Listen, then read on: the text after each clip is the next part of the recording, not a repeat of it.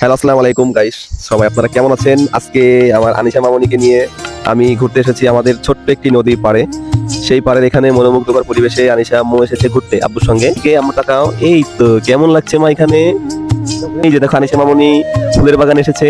আম্মু এখানে তোমার কেমন লাগছে পরিবেশটা? কথা বলো, শুনতে বলো কেমন লাগছে এখানে? ভালো লাগছে। ভালো লাগছে বাবু, অনেকদিন আব্বুর সঙ্গে বের হয় না।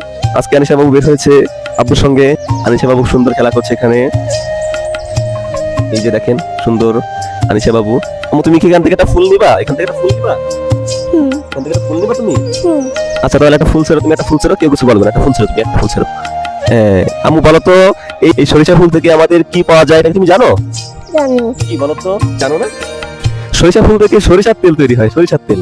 আমাদের ঘরে যে তেল, হ্যাঁ আমাদের ঘরে যে তেলটা তুমি দেখো না সরিষার তেল, সেই সরিষার তেল হলো এই ফুল থেকে, এই দানাদার ফুল থেকে, আমাদের প্রাকৃতিক উপায়ে এই ফুল থেকে যে সরিষাটা পাওয়া যায়। এই সরিষাটা হচ্ছে আমরা যে ঘরে খাওয়ার জন্য এবং হাত পায়ে অনেকে মাখি, সেই সরিষার তেলটা পাওয়া যায়। এই ফুলের নিচে একটা ফল হয়, দেখো এই ফুলের নিচে এই দেখো ছোট দানা দানা একটা ফল হয়, এটাই হচ্ছে সরিষা দানা। ঠিক আছে, এই সরিষা দানা থেকে আমাদের সরিষাটা থেকে তেল হয়। এই সরিষা থেকে আমরা কি পাই তাহলে? সরষের তেল। হ্যাঁ, আনিশা একটু বুঝে গিয়েছে। ও কখনোই জানতো না যে আমাদের সরিষার তেলটা কোথা থেকে আসে। তো গাইস, কেমন লাগছে ভিডিওটা অবশ্যই জানাবেন। আমার মেয়ে আর আমি ঘুরতে এসেছি অনেকদিন পরে। পরিবেশটা আমার কাছে অনেক দারুণ লাগছে।